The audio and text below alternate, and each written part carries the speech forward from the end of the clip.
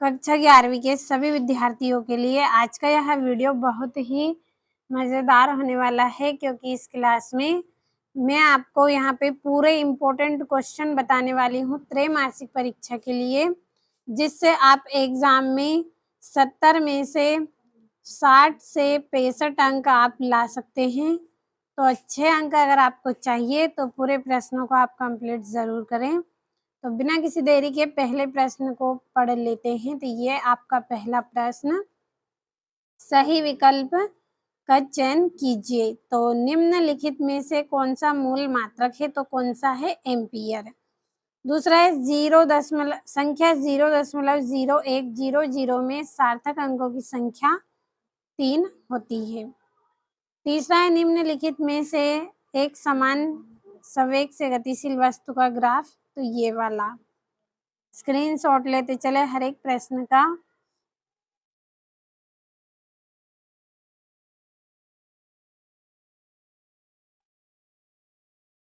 अब ये यहाँ पे आपका अगला प्रश्न है, अधिकतम दूरी तक प्रक्षेपित करने हेतु प्रक्षेप कौन होना चाहिए?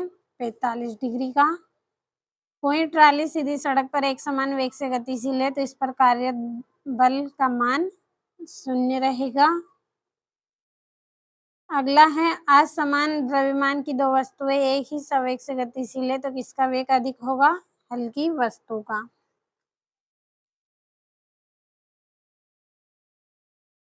अब हमारे अगले प्रश्न की ओर चलते हैं। तो अगले प्रश्न में आपके रिक्त स्थान, पहला है घर्षण बल डैश का विरोध करता है तो किसका? सापेक्षिक स्पर्धी गतिका का। लिख रही हूँ, नोट कर लीजिएगा जल्दी से कॉपी में।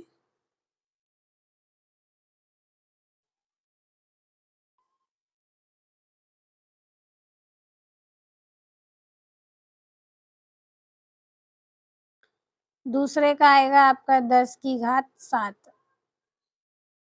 तीसरा, एक समान सरल रेखी गति में शून्य होता है, क्या होता है? शून्य त्वरण।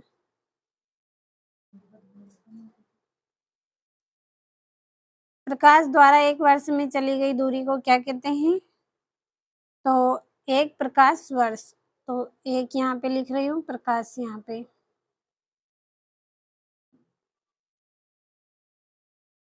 अगला है, शून्य सदिश का परिमाण डैश होता है? एकांक। छठा है, संवेग में परिवर्तन डैश के बराबर होता है तो किसके? आवेग। नोट करें अपनी कॉपी में।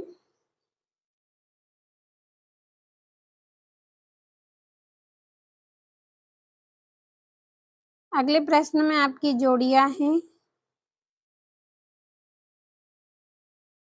तो पहली जोड़ी है संवेग, तो पहली जोड़ी रहेगी आपकी ये वाली।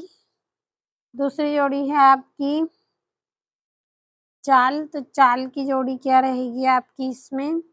ये वाली। तीसरी है त्वरण, तो त्वरण की जोड़ी रहेगी आपकी ये वाली। और घर्षण का आपका विमाहीन रहेगा। और जो अगली जोड़ी है आपकी घनत्व की ये वाली, और क्षैतिज परास की जोड़ी रहेगी आपकी ये वाली। तो स्क्रीनशॉट ले जल्दी से।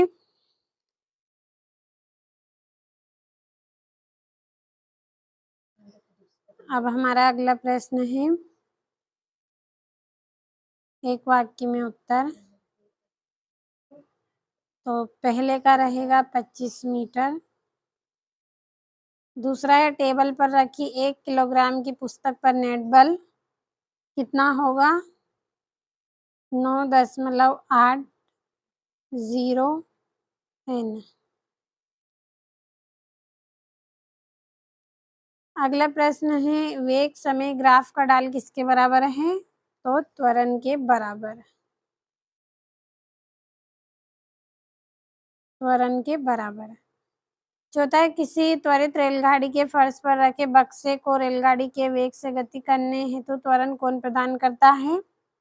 स्थैतिक घर्षण प्रदान करता है। तो यहाँ पे लिख लेंगे, आपको लगता है कि आप स्थैतिक घर्षण। नोट कर लीजिए अपनी कॉपी में।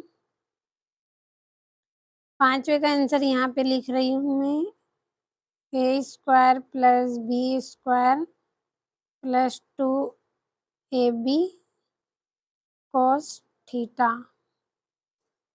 स्क्रीनशॉट ले जल्दी से।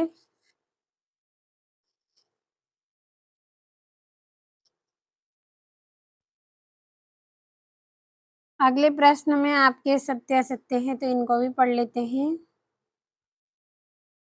तो पहला रहेगा, तो यहाँ पे निशान लगा रही हूँ, आप पढ़ लीजिएगा। पहले का सत्य, दूसरे का सत्य, तीसरा आपका असत्य रहेगा, चौथा आपका सत्य रहेगा, पांचवा असत्य रहेगा।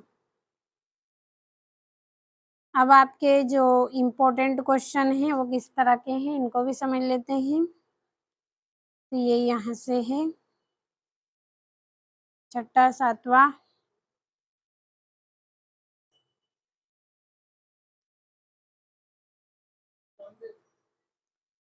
ये यहाँ पे आपका विमी विश्लेषण की सीमाएं लिखिए, विमी विश्लेषण के उपयोग। और ये 9वां, ये 10वां, ये 11वां। बढ़ते हैं अगले प्रश्न की ओर। तो ये यहाँ से भी ले।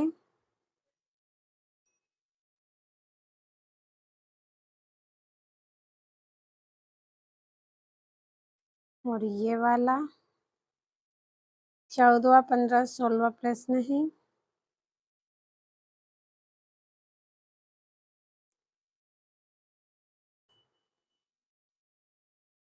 और ये यहाँ से भी कंप्लीट करें। जिसको अच्छे अंक चाहिए वो तो अच्छे से कंप्लीट ज़रूर करेंगे इनको। तो आप अच्छे से कंप्लीट करें पूरे प्रश्नों को। ये आपका 19वां।